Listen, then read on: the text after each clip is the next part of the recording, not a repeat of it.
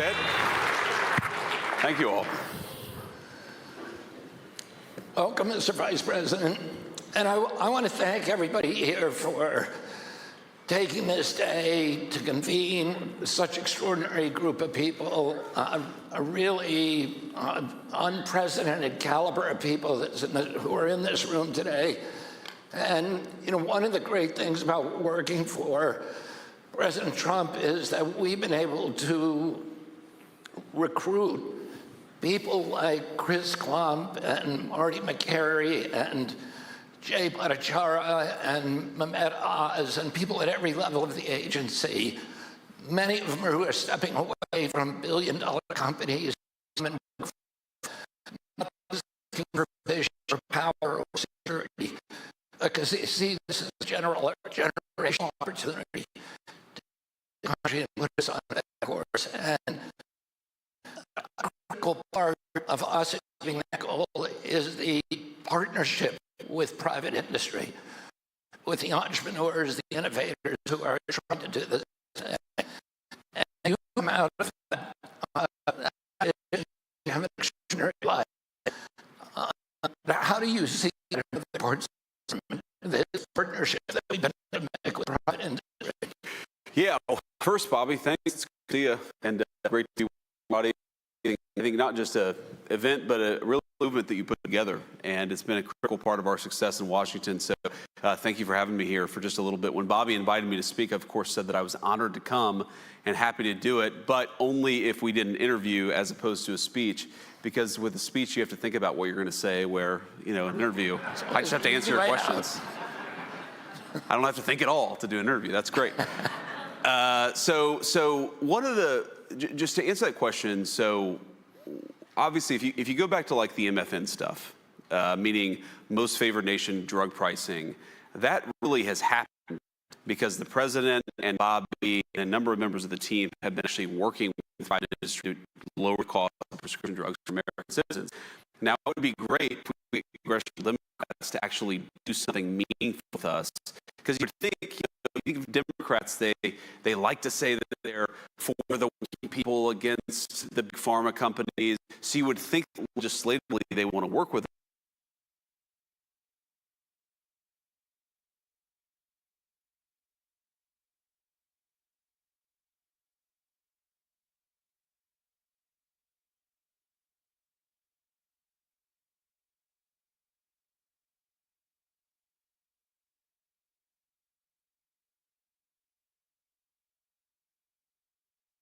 Is yes, a lot of them have a sort of private sector mindset. None that care about their see or sort of don't care about all the people. A lot of people not do that, and that to achieve all the people are not by things. If you about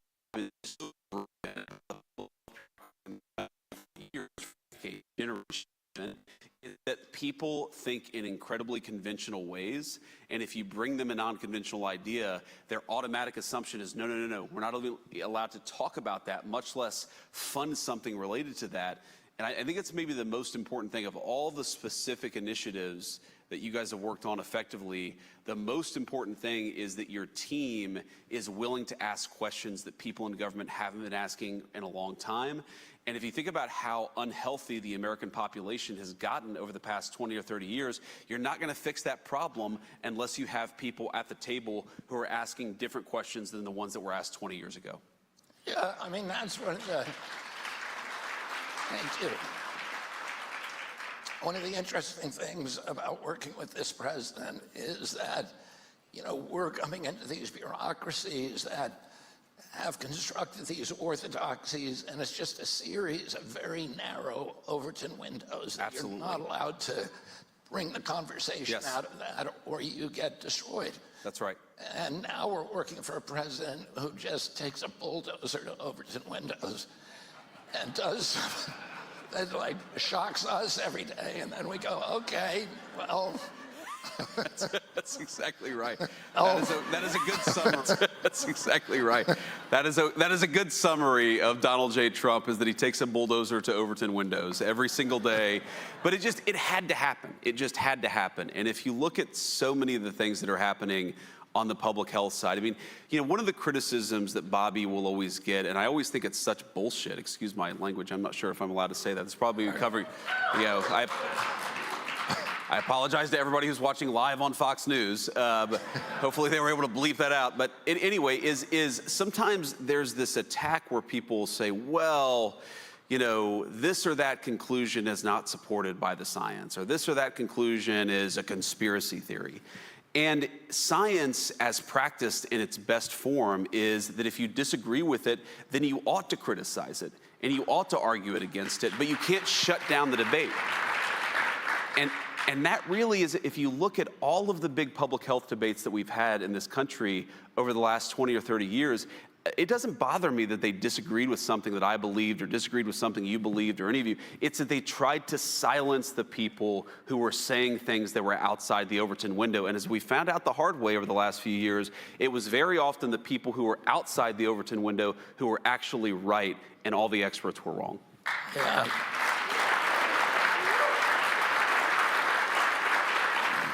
I had a conversation with Marty McCary the other day, and he reminded me that over the Royal Society, the building, the portal for the Royal Society in London, which is the oldest scientific society in the world and the most prestigious. Of course.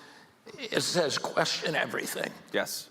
And that is, that's what science is. It's recognizing that convention is often wrong, and that the people who make advances on science, almost 100% of the times, are people who are willing to challenge orthodoxies and advance heterodoxies and talk about new ways of thinking. And that, these very ossified bureaucracies that now make up the so-called medical establishment are fortified against that kind of change. That's absolutely right. And I mean, to put a slightly different spin on it, a lot of the times the people who are discovering things interesting and new are a little weird, right? I mean, American society for a very long time had a willingness to accept unconventional, slightly odd people inside some of these industries, inside some of these bureaucracies. I mean, I've been reading a lot in the past couple of weeks about von Neumann, the Hungarian scientist who came to the United States and was very important in the Manhattan Project.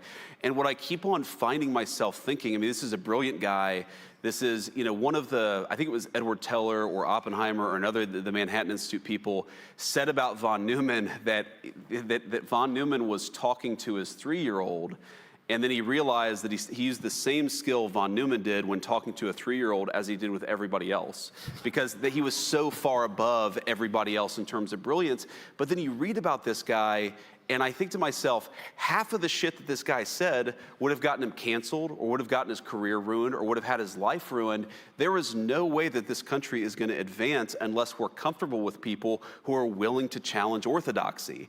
And that's what I think got so broken, not just about the scientific bureaucracy, but probably it was worse in the scientific area than in most other places, is we've got to be comfortable challenging some of these old orthodoxies. And part of that is welcoming people who are a little unusual, because unless you do that, like, you're not going to solve America's problems with McKinsey consultants who say everything the right way all the time. No offense for the McKinsey consultants, because but many of whom are very brilliant people, but you need the consultant mindset. You also need the person who is just thinking about an idea because it's interesting and it's fascinating and it's not being focused on enough in the right way. You and I have talked a lot about Appalachia, and both of us come from families that are intertwined personally and politically in Appalachia. You're kind of a golden child of Appalachia. You came out, you went to Ohio State, right? That's right. Yale Law School, a successful, uber successful business, a best-selling author, U.S. Senator, and now Vice President of the United States. But it's almost a kind of tragic reminder of the lost potential of almost everybody else in Appalachia, not only for poor health. It's got the worst health data of any region in the country, the right. highest cardiac disease, the highest obesity, the highest diabetes, the highest stroke rates, but also addiction, alcoholism, and suicide. It leads the nation for those things. And so I know it's something that you've spent a lot of time thinking about. How do we, because if we can solve problems in Appalachia, we can solve them for the whole country. Yeah, that's exactly right. And the public health stuff in particular is very bad. And if you look at where life expectancy has gotten the worst in the United States, Appalachia is sort of at the top of the list. And the way that I realized this, actually, so my dad died of cancer a few years ago. And it was one of these sort of super aggressive cancers, came on very unexpectedly, and then all of a sudden he was gone a few months later. But I was talking with my wife, with Usha, about this, and Usha, she was like, have you ever had like a really important male figure in your life survive to the age of 70? I'm looking, and it's like, okay, my grandfather died at 67 from a very preventable illness, but 67 from a very preventable, very treatable illness. I think all of my aunts or all of my uncles, and not a single one of them that I could think of made it to 69. Maybe one of them made it to 70 or 71. And it kind of hit me that if you grow up in Appalachia, you are used to losing the people that you love very, very early on. And you want to talk about like populism, and you want to talk about people being pissed off. Well, yeah, people are pissed off when they don't have good jobs. And people are pissed off when things disappear and move overseas. And people are pissed off when they feel like, other countries are being prioritized over the United States of America. And all of that is part of the populist resentment of the past, 20 or 30 years in American politics. You know what really pisses people off? When they realize that their loved ones are dying much sooner than everybody else. And that is a big part of the story of what's going on in Appalachia, and why I think so many people in Appalachia feel left behind. I mean, my story, obviously, it's been, like you said, I'm like the golden boy. The things have just worked out for me in this really incredible way. I feel so lucky and so grateful for it. But I also feel a certain sense of guilt, because there are a lot of people who grew up in families like mine who haven't had an easy life, and who haven't had all this economic opportunity, and who haven't had, a person that they've fallen in love with, and they've been able to sort of build a stable, nice family like me and Usha have been able to build. And that gives me a sense of purpose, because I want those people to have the same opportunities that I've had. But it also gives me a great sense of anger, because we never should have gotten to the point that we are today. And the reason that we have is because of failed leadership, and it's failed leadership over generations. And by the way, you talk about Appalachia, you were talking about people who, though they don't have much, would take the shirt off their back and give it to a complete stranger, because that's what you do. If you go back to America's biggest wars, World War I, World War II, Vietnam, which are the counties that filled their draft quotas with volunteers instead of with draftees? It's very often the parts in deep Appalachia where you've got grinding poverty, but you've also got this incredible love of country. So if any place in this country deserves not to be left behind, it's Appalachia. But on the public health stuff in particular, the numbers don't look good. And it's one of the reasons why I'm such a big supporter of what you're doing, because these are people who deserve to live better, healthier lives, but they really have been left behind by this country's leadership. Talk a little bit about how MAHA has affected you personally. My grandchildren go to school with your children. And the MAHA, I think, has gotten a lot of people thinking about how they raise their kids, what they feed them, et cetera, how they go shopping. And then maybe to talk a little bit about the political impacts of MAHA. Yeah, so there are so many different ways I could talk about this. I mean, one, I just met, Bobby's family backstage, or at least some of them, and I kept on shaking hands with various people, and I'm like, well, you're an Irish Catholic, so it makes sense that you've got, a dozen or so people backstage. But I love that. I love big families. But so one, my wife, she's probably one of the original MAHA people, though I don't think that she would have ever used that phrase. Because I remember, our oldest son is 8 years old, and when babies typically eat solid food around 6 months of age. And I remember when he started eating solid foods, and I'm like, awesome, let's give him some cupcakes and ice cream. And my wife was like, no, let's give him carrots and applesauce here. No, you know, so she was already thinking about health and nutrition in a way that was frankly kind of foreign to me, and that I think is very common among the MAHA crowd. Like, you guys are asking the right questions. What are we putting into our bodies? Where was it sourced from? You know, if we're eating animal-based protein, is it coming from a place where the animals are treated the right way? If we're putting medications into our body, are we actually confident that they're doing the thing that they're supposed to do, that they're safe and effective? I just think this whole thing is about asking very critical questions about what we're putting into our bodies, into the bodies of our kids. And it's really affected me in a very profound way, and how I think about my own nutrition, about particularly how I think about what my kids are taking. And, you know, I'm like one of these crazy people. The one way in which I'm more instinctively MAHA is that if I have, like, you know, a back sprain, or I slept, you know, weird and I woke up with back pain, I don't want to take ibuprofen. Like, I don't like taking medications. I don't like taking anything unless I absolutely have to. And I think that's another MAHA style attitude. It's not anti-medication, it's anti-useless medication. We should only be taking stuff, we should only be giving our kids stuff if it's actually necessary, safe, and effective. And I think that's an attitude that's really beneficial to the entire country, because we do have, you've talked about this as eloquently as anybody, we do really have an obesity epidemic in the United States of America. I think a big part of that is not asking where our food comes from. We really do have medications that I don't think, maybe they're not solving the chronic disease epidemic, maybe some of them are even causing the chronic disease epidemic. We got to be asking more critical questions about what we're putting into the bodies of our kids. And I don't think we were doing that until this movement came along. You know, the job of the vice president has been called the worst job in the country. And I think we're out of time, ladies and gentlemen. I think for some vice presidents that's been true. And I know that President Johnson, during my uncle's tenure, felt that he'd been sidelined, and I think Spiro Agnew and Gerald Ford felt the same way with Nixon. But then you had presidents like, you had Vice President like Dick Cheney, who seemed to be actually running the country, and then you had these, you know, relationships with... Not very well, it turns out.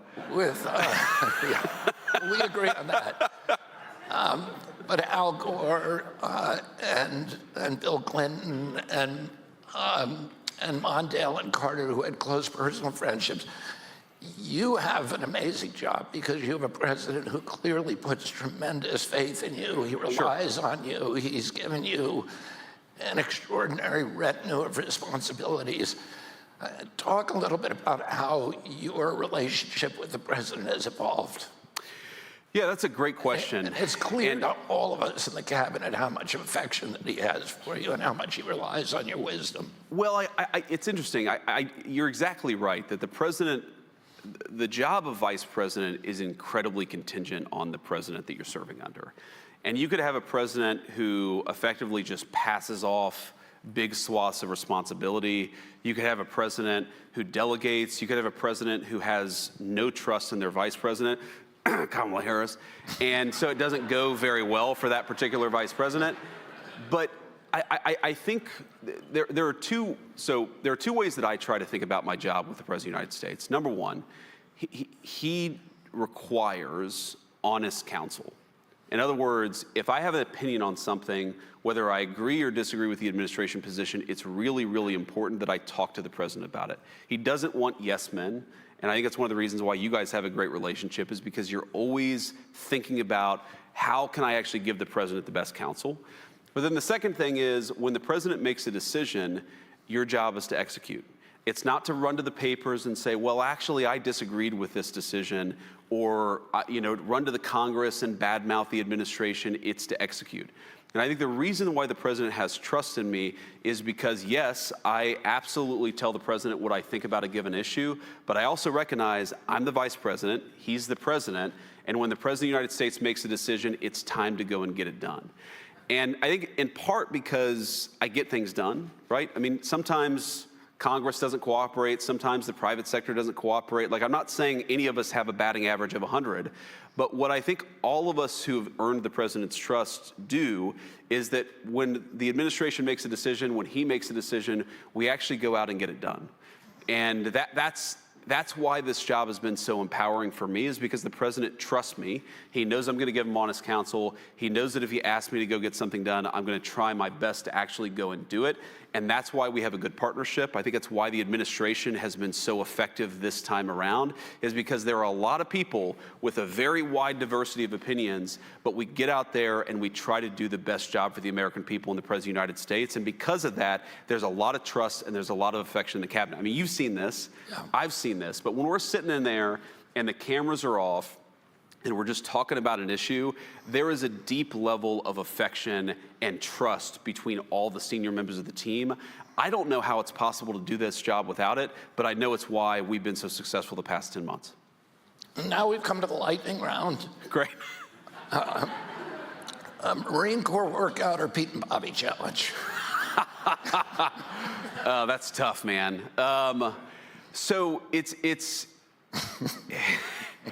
I would say I would say Marine Corps workout, especially for me. The one thing, so I can do like 5 dead hang pull-ups.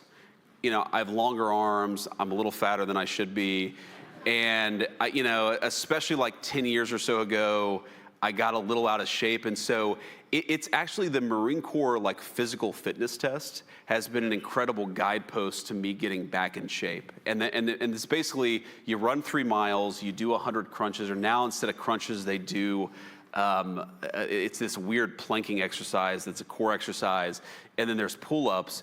But I felt like that's been a very good focus. The Pete and Bobby challenge is for people who are in as good a shape as Pete and Bobby, which is not yet me, but that's my goal. My goal is to get there.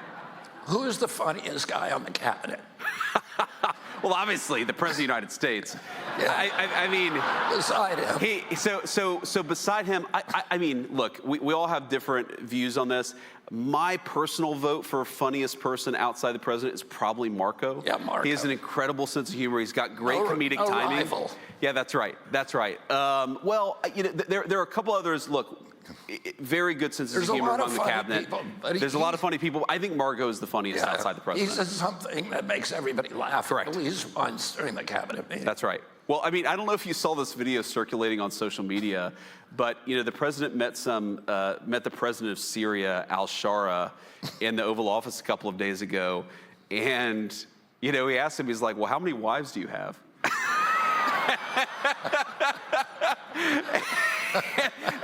And it's just like, oh, what an amazing question. Amazing comedic timing.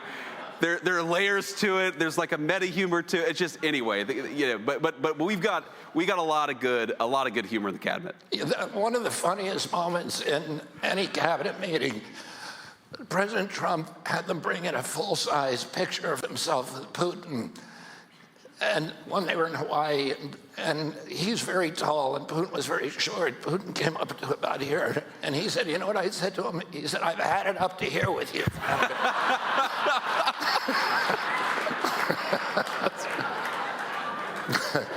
Okay. I remember that.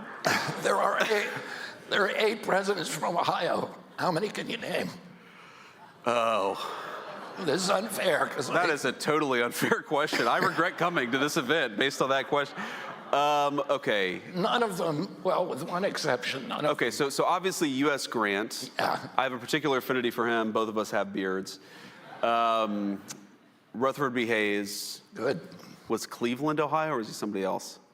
I don't think Cleveland was. Okay, the problem is a lot of the Ohio ones are frankly the range of presidents where nobody can name them. Yeah, they right? all are. So it's Except for like most people can like go up to Jackson, and then they know there's sort of Lincoln and Grant, and then there's like, you know, a black hole of presidents. Those are the Ohio presidents. Please don't judge my home state because it was just it was a different time in the country. So the answer is apparently 2. Did you read Chernoff's biography of Grant? I did. Incredible. One of my best friends actually gave it to me 4 or 5 years ago. Incredible book. It is. And he was an incredible guy. It makes you fall in love with Grant. Absolutely. And people, you know, he was attacked after he died by a lot of his political opponents. A lot of what I learned in grade school and high school history about Ulysses S. Grant is actually fake. He was a great general. He was also a great president. Thank you very much, Mr. Vice President. Thank you, guys. Thanks, Bobby. Thank you all for being here.